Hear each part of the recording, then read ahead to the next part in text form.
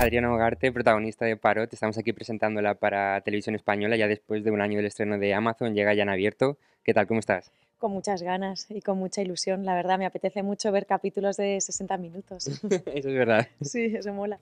Bueno, lo primero es, tu personaje es víctima de una violación, Ujú. pero ella toma el camino de omitirla, Sí. de no hablar mucho de ello. Mm. ¿Cómo le afecta esto en su vida? Bueno, le afecta absolutamente. Yo creo que le afecta el trauma, le afecta haber vivido esa violación teniendo 14 años y yo creo que sobre todo le afecta el hecho de disociarse tanto, ¿no? Ujú. De un acontecimiento tan dramático, la frustración que siente por ser tan víctima de sus propias limitaciones y además teniendo una madre que es psiquiatra.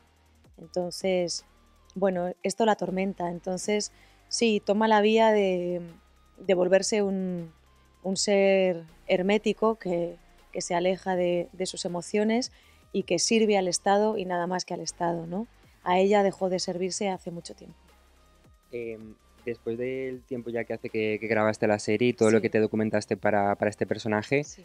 ¿cómo te ha servido toda esa experiencia que adquiriste para tu vida, para estos años después? Bueno, me ha ayudado mucho y sobre todo ver, al final, creo que son unos guiones muy terapéuticos y que están bien escritos y al final cómo está escrita Isabel a mí me daba muchas indicaciones acerca de lo importante que es perseverar en la terapia y en el trabajo personal de uno mismo, haya sufrido lo que haya sufrido, porque al final creo que todos y todas tenemos traumas y cosas que nos limitan, cosas que nos gustaría hacer y que somos incapaces de hacer porque el miedo nos paraliza.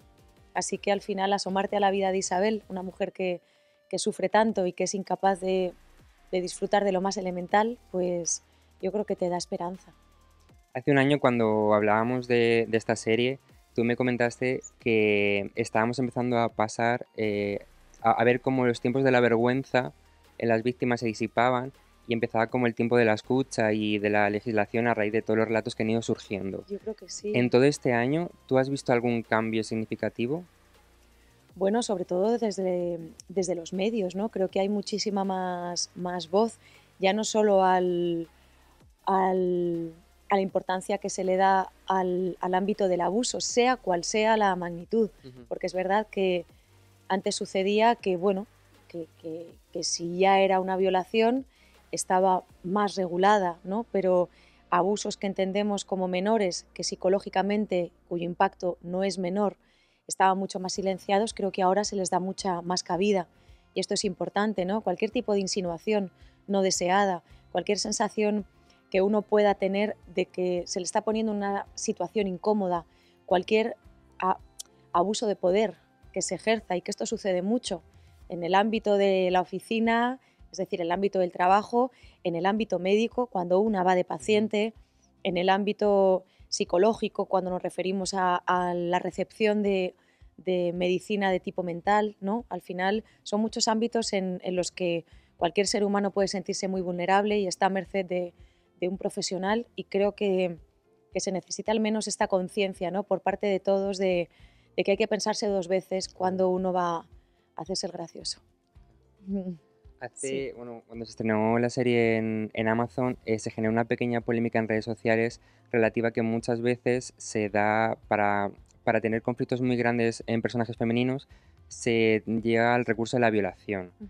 ¿Tú cómo ves esto y sobre todo cómo lo ves en una serie como Parot, que al final habla de la violencia machista desde otro punto de vista? Bueno, yo no lo creo, sobre todo porque a lo largo de la carrera creo que la mayor parte de las veces me ha tocado trabajar con personajes que sufrían grandes conflictos y grandes dramas y nunca habían sufrido una violación.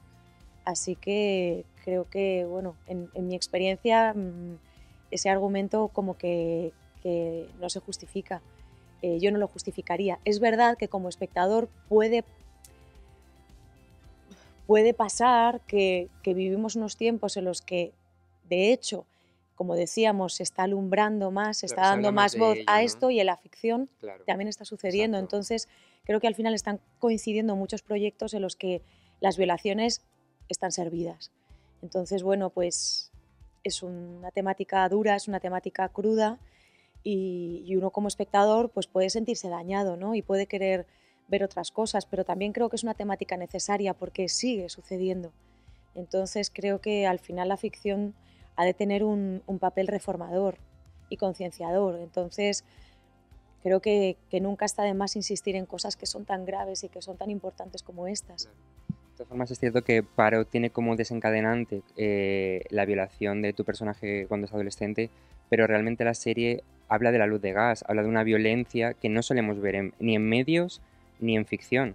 Yo creo que sí, al final, y sobre todo es una violencia interna que se procuran los personajes a sí mismos, ¿no? Todos los personajes de Poirot son personajes, me atrevo a decir, hasta el violador, profundamente heridos y profundamente dañados, y cada uno elige desempeñar un papel en su propia historia vital, en su propia historia humana. Pero esta violencia es gordísima también y está a lo largo de toda la serie.